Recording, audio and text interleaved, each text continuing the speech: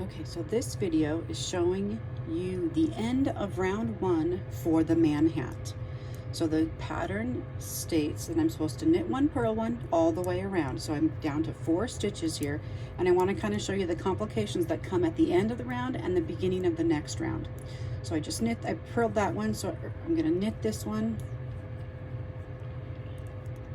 I've got 2 more stitches here to do, and as you can see, there's that ladder, that big long ladder that was there. Now it's because these stitches are getting tiny on the cable instead of on the needle.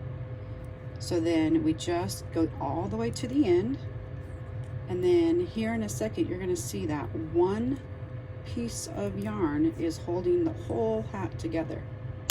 Drop that. See that? One piece of yarn right there is what's holding that whole thing together. And look how long it is. No big deal, don't worry. It's going to be that way. After about 3 or 4 rows, it disappears. So now I got to the end, I knit the whole round, and now I need to knit this stitch, but it's not on needle. So at the end of every single round, when knitting in the round, you must move the needles.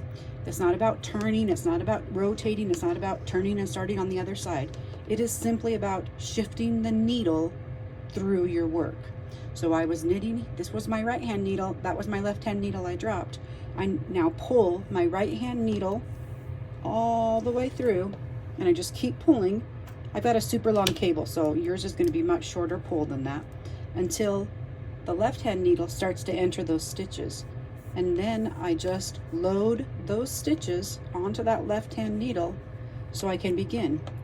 And if you complete that action without rotating, all of your braid will stay pointed to the middle, just like mine is, which is important so that we don't get a twist in our hat, because we don't want a Mobius, we want a hat.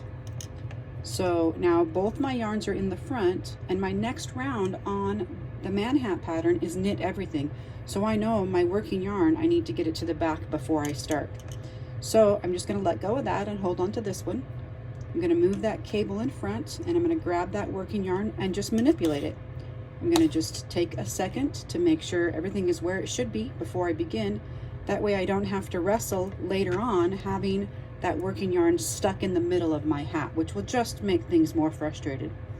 Now that my working yarn is in the back, I'm going to use that same one hand thumb technique.